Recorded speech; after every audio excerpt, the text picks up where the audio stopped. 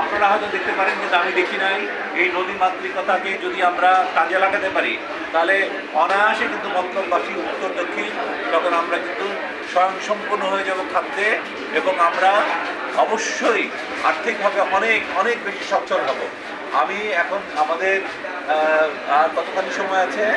আর সময় একেবারেই নাই। তো এখন তো এখান থেকে একটু দোয়া করতে হয়। যিনি দোয়া করবেন একটু দোয়া করে দেন। আমার মনে হয় আমরা সবার জন্য মঙ্গল কামনা করছি। এই মন্তব্যে যারা মারা গেছেন তাদের সবার আত্মার মাগফিরাত কামনা করছি। যারা বৃদ্ধ, বয়স্ক এবং অসুস্থ তাদের সুস্থতা কামনা করছি, এবং যারা সুস্থ তারা যেন সুস্থ থেকে দেশকে এগিয়ে নিয়ে যায়। তো আমরা সবাই মিলে একটু আল্লাহর কাছে মাগফিরাত কামনা করি এবং বিসমিল্লাহির রহমানির রহিম। হে আল্লাহ, আমরা একটা বিশেষ একটা উদ্দেশ্য নিয়ে, মহৎ একটা উদ্দেশ্য নিয়ে আমরা তোমার কাছে তোমরা হে আল্লাহ, তুমি আমাদের মনের সবার মকসুদ, যে সমস্ত ইচ্ছাগুলো ভালো ইচ্ছাগুলোকে তোমরা আমাদের পূরণ করে দিও।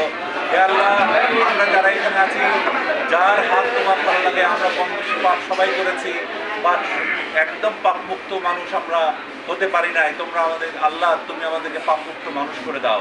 আমাদের এই হাতটাকে ভালো লাগে, সেই হাতের উছিলায় তুমি আমাদের এই রোজার বরকতকে, রোজার রহমতকে, রোজার মাগফিরাতকে, রোজার নাজাত থেকে আমাদের মুক্তি প্রদান করো।